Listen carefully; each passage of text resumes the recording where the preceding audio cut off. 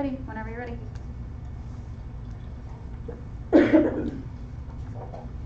Have you ever wanted to do something but someone would not let you do it? Whether it be wanting to hang out with your friends, buy something, or go somewhere. This is common among parents who have a difficult time acknowledging that their child is more mature than they believe. Some people will call us being baby or just treated like a child.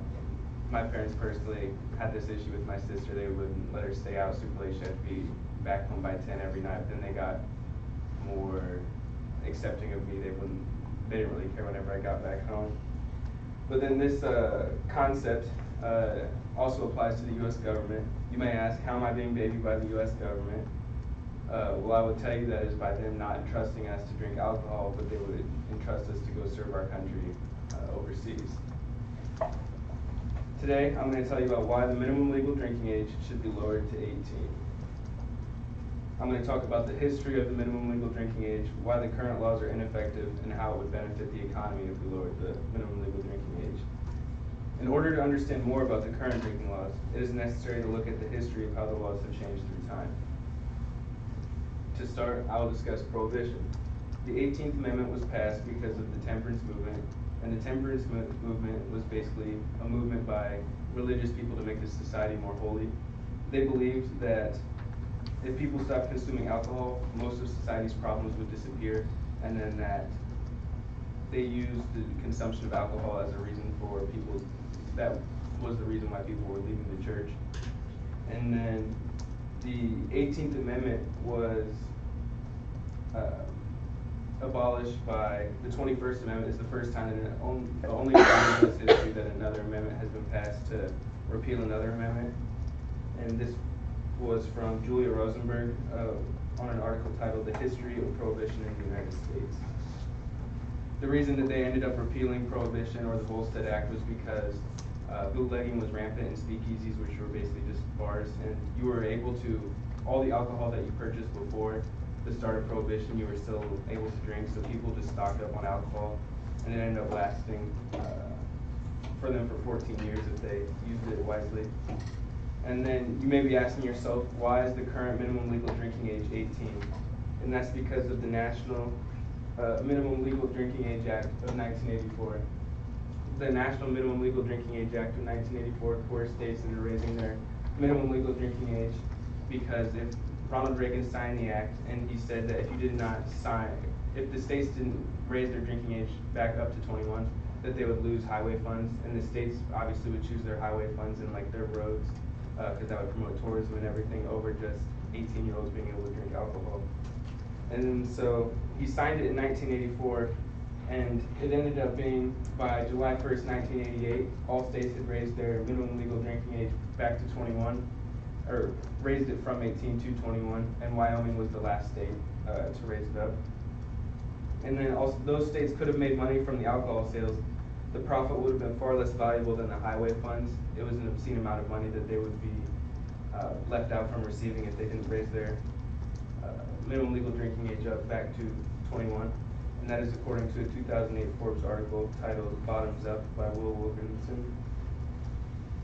You may be asking yourself why this may apply to you, and it's because that was only about 35 years ago, and it'll be interesting to see if the laws will change again in our lifetime. This could also be seen with the age you now have to be to purchase tobacco products in Illinois, and it will probably eventually apply to all states. Now that I've told you the history, I'll say why the laws are ineffective. The laws are ineffective because although we have one of the highest minimum legal drinking ages of all the countries in the world, we still have the highest rate of road traffic deaths involving alcohol. And as you can see, here's some other Western nations that are similar to us. France is 29%, Great Britain 16%, Germany 9%, China 4%, and Israel 3%. And the one thing that unites all of these other countries is that all of their minimum legal drinking ages are 18, yet we still have the highest rate of road traffic deaths involving alcohol. In Germany, they only have a rate of 9%, but their minimum legal drinking age is only 16. You can be 16 and drink beer and 18 to purchase liquor. And this chart and the data provided is courtesy of the World Health Organization's 2015 Global Status Report on World Safety. And then in Brownfield, Fernando, and Halberstadt 2003 study titled Indirect Effect of Lowering the MLDA on New Zealand Students' Alcohol-Related Behaviors and Attitudes. They saw that the students did drink more alcohol after the minimum legal drinking age was lowered from 18 to 16, but however the deaths did not rise at that time, and in the 16 years since, the alcohol-related deaths have decreased.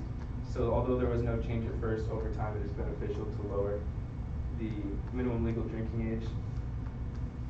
And another reason that it is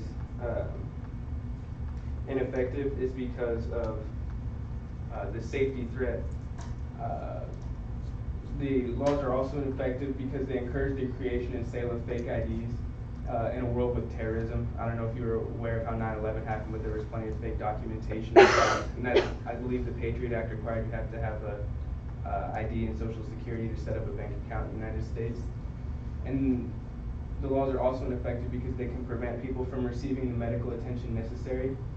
This boy pictured right here, he went to high school about 40 minutes away from me, and I played him in junior high football.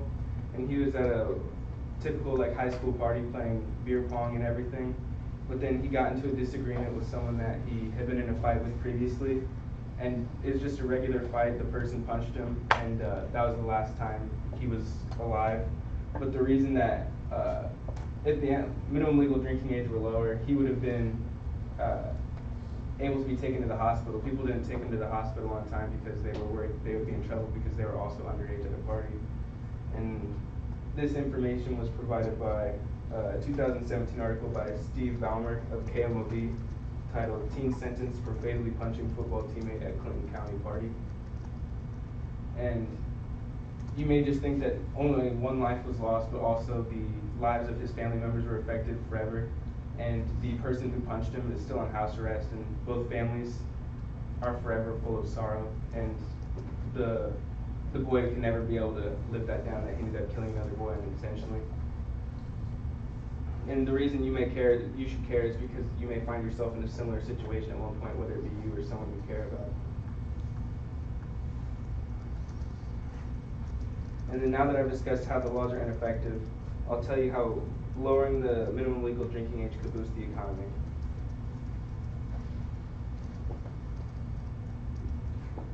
The U.S. government could profit by placing a tax on alcohol purchases. I know some of you may not be a fan of raising taxes or taxes in general. I'm sure most of you are hardworking people and have worked before and you've seen how much the government takes from your paycheck. But I believe that it is unfair that the government coerced all the states to raise their drinking age back up to 21. And if the government could just place a tax on it, the tax could go to important things. In my hometown, we have something called a penny tax, where 1 penny, the tax was raised by 1 cent on every purchase, and all of that money goes back towards the school district for education purposes, and the same thing could be applied to alcohol. So you may be seeing alcohol as a negative. The people who buy it could be contributing to the local society. And then towns, cities, and events of all sizes could increase their revenue. I'm not saying that sporting events or major concerts should be making any more money than they already are, but this could help small business. Small businesses would be able to last longer in smaller towns, and they would increase their revenue. In my town currently, you have to have a liquor license, which is very hard to get. Only one place in my hometown serves alcohol to people in the age of 21. You have to go 10 miles out of town just to get a drink at a bar.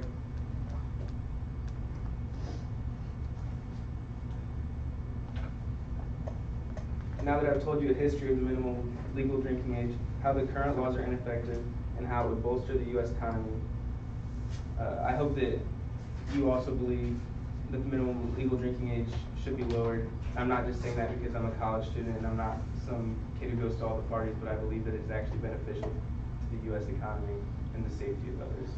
Thank you.